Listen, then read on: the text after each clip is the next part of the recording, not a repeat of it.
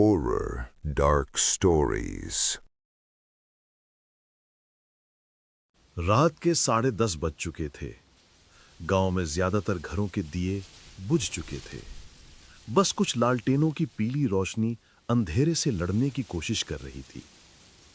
ठंडी हवा खेतों के बीच डरावनी सरसराहट फैला रही थी। मोहन अपने मिट्टी के घर के बाहर चारपाई पर बैठा बीड़ी पी रहा था। अंदर उसकी पत्नी सुरेमती और 10 साल का बेटा गोपाल सो चुके थे। बिजली चमकने के साथ उसने गली के मोड़ पर एक दुबला सा आदमी आते देखा। इतनी रात में कौन आ रहा है? जब वो आदमी पास पहुंचा तो बोला, भाई साहब, रात हो गई है, कहीं ठहरने की जगह मिल जाएगी क्या? मोहन ने हाथ सेकते हुए कहा, अरे यहाँ तो सब सो चुके हैं। सराय तो गांव से 2 कोस दूर है, पर चाहो तो आज की रात यहीं ठहर जाओ। धन्यवाद, बस एक रात की बात है। मोहन ने उसे भीतर बुला लिया। मिट्टी के आंगन में लालटेन टिमटिमा रही थी। सुरेमती जाग गई और बोली, कौन है जी इतनी रात को? कोई मुसाफिर है, रात यहीं रुक जाएगा। सुरेमती ने अनमने ढंग से सिर हिलाया। ठीक है, पर भगवान जाने आजकल कौन कैसा निकल पड़ता है। अजनबी चुपचाप बैठ गया। उसके चेहरे पर एक अजीब शांति थी, लेकिन उसकी आंखें बहुत गहरी और ठंडी लग रही थीं, जैसे उनमें कोई राज छुपा हो। मोहन ने पूछा, कहाँ जा रहे हो भाई? बस कहीं दूर रास्ते चलते जा रहा हूँ, कोई मंजिल नहीं। अरे वाह, बिना मंजिल के मुसाफिर, फिर तो भगवान ही साथी है तुम्हारा। अजनबी ने बिना कुछ कहे बस इतना कहा। वही तो है। हर जगह रात गहराती चली गई। तीनों ने मिलकर खाना खाया। अजनबी ने बहुत कम खाया, बस 2 रोटियां और थोड़ा दाल। फिर बोला, अगर बुरा ना मानो तो मैं बाहर बरामदे में ही सो जाऊं। जैसी तुम्हारी मर्जी। थोड़ी देर में सब सो गए, लेकिन रात के तीसरे पहर गोपाल की आंख खुली। उसे लगा कोई उसके सिर पर हाथ फेर रहा है। वो चौंक कर उठ बैठा। कमरे में मंद रोशनी थी, कोई नहीं था। उसने माँ बाप को देखा, दोनों सो रहे थे।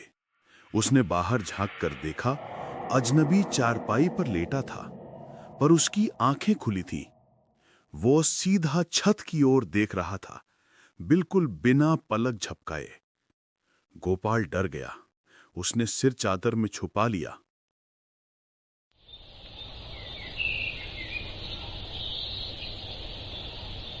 सुबह जब सब उठे तो अजनबी कहीं नहीं था। बस उसकी चारपाई पर मिट्टी के कुछ अजीब निशान थे, जैसे किसी ने गीली मिट्टी में पैर रखे हों। सुरेमती बोली, देखा ना मैंने, कहती थी रात में कौन सा आदमी घूमता है। अरे शायद सुबह सुबह निकल गया होगा। लेकिन उसी शाम जब मोहन खेत पर गया तो चौकीदार ने कहा, कल रात तालाब के पास किसी अजनबी की लाश मिली है। पुलिस आई थी सुबह, कोई पहचान नहीं मिली। कैसी लाश? कहते हैं चेहरा बुरी तरह सड़ चुका था, कपड़े फटे हुए थे जैसे कई दिन से मरा हो। मोहन के हाथ से खुरपी गिर गई।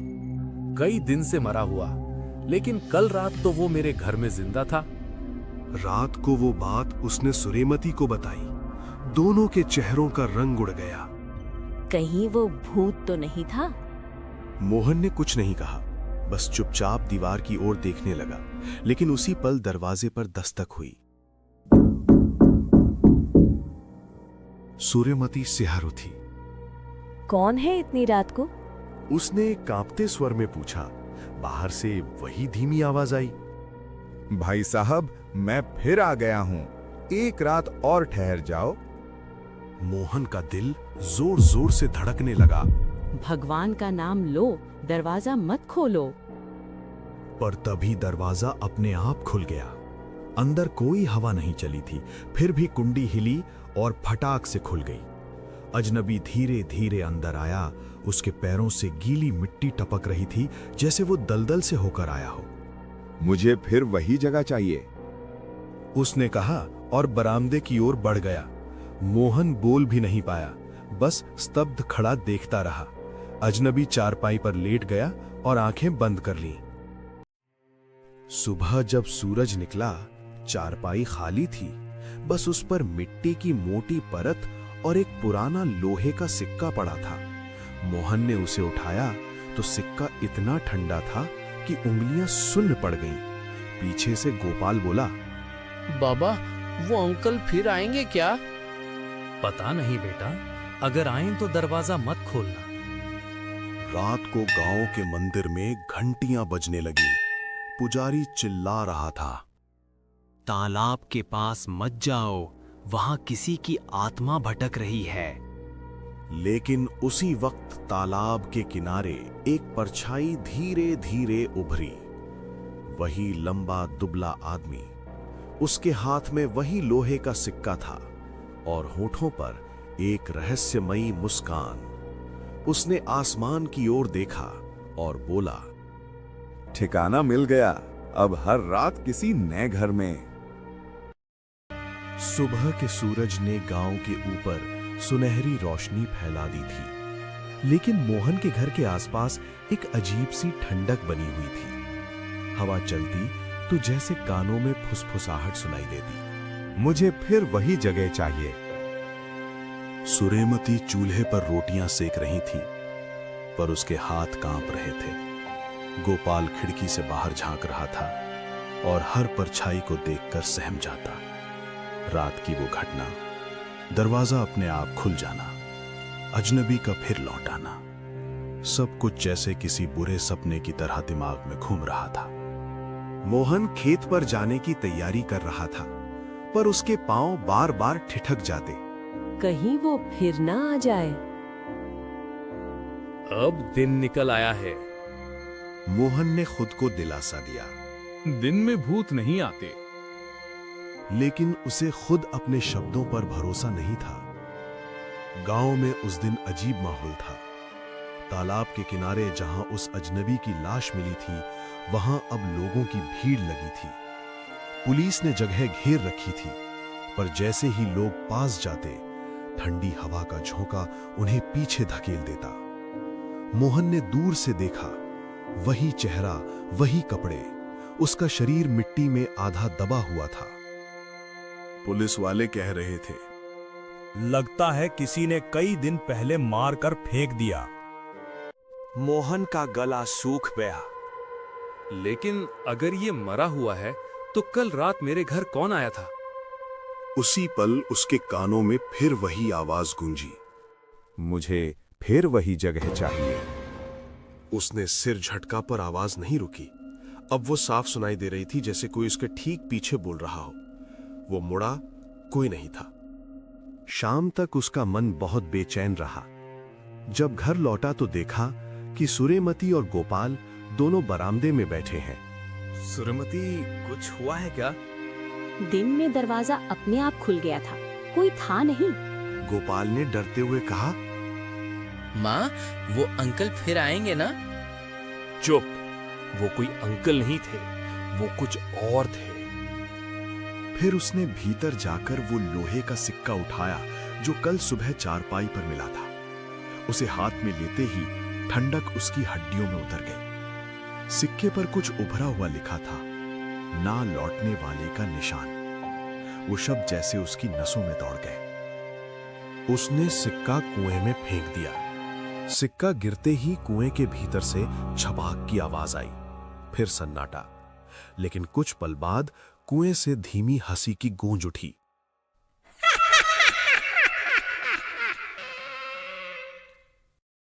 रात को उन्होंने दरवाजे, खिड़कियां सब कसकर बंद कर लिए।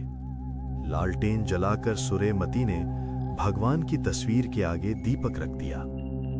अब तो चैन से सो पाएंगे।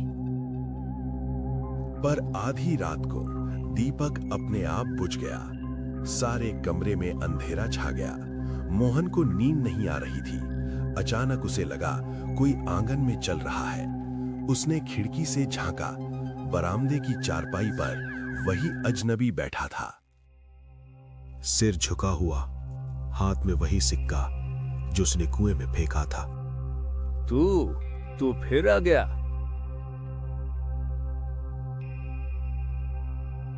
अजनबी ने धीरे से सिर उठाया।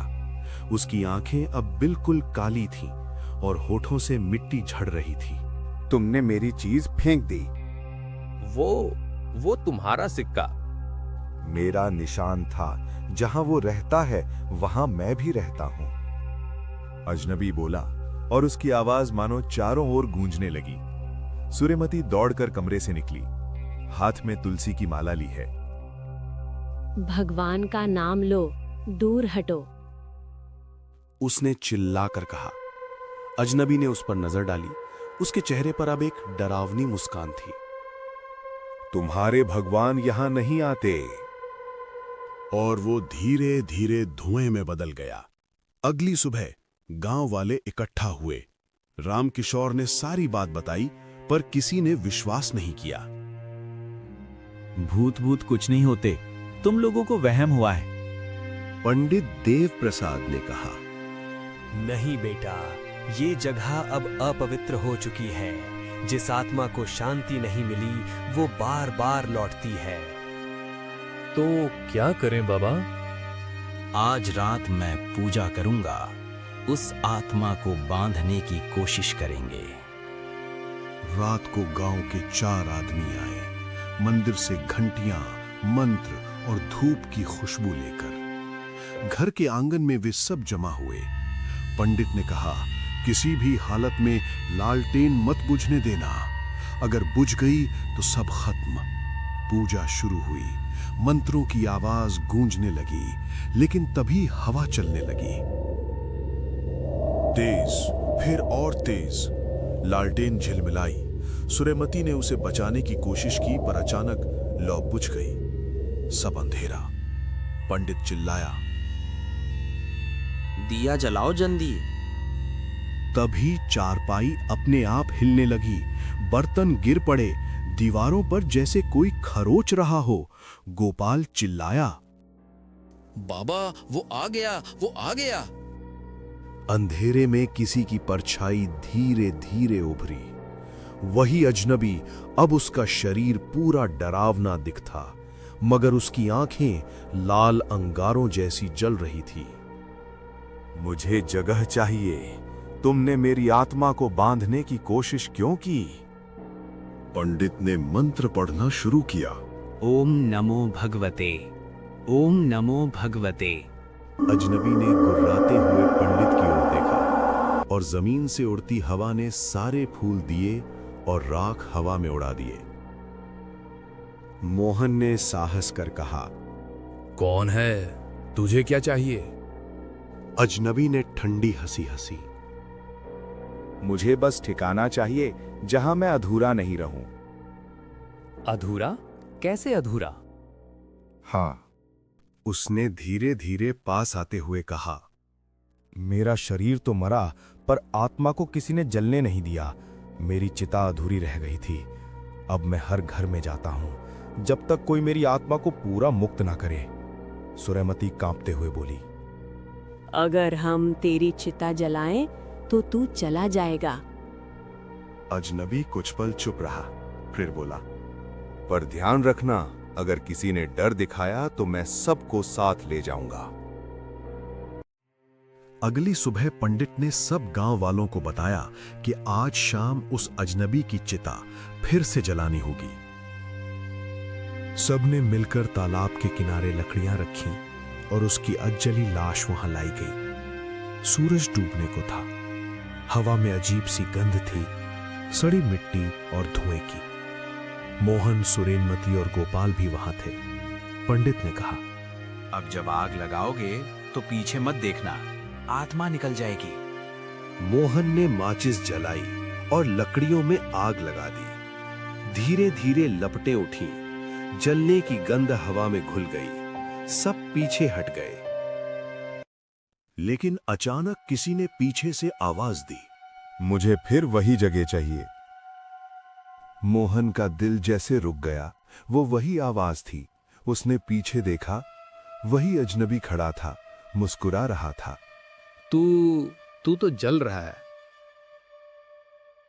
वो मेरा शरीर है, पर आत्मा अभी नहीं गई। क्यों नहीं गई? पंडित चिल्लाया। क्योंकि जिसने मुझे मारा वो अब भी जिंदा है। ये सुनकर सब सन रह गए। मोहन ने डरते हुए पूछा, किसने तुझे मारा था? अजनबी ने धीरे से तालाब की ओर इशारा किया। वही गांव का चौकीदार। सारे लोग चौकीदार की ओर देखने लगे। उसका चेहरा पीला पड़ गया। मैं कुछ नहीं जानता, वो बड़बड़ाया। अजनबी ने कहा, तूने मुझे रात में धोखे से मारा था, मेरे सिक्के छीन लिए थे। रात की ड्यूटी पर चौकीदार भगत राम अकेला टॉर्च लेकर पुराने कुएं के पास घूम रहा था। तभी पीछे से एक टूटी हुई आवाज आई।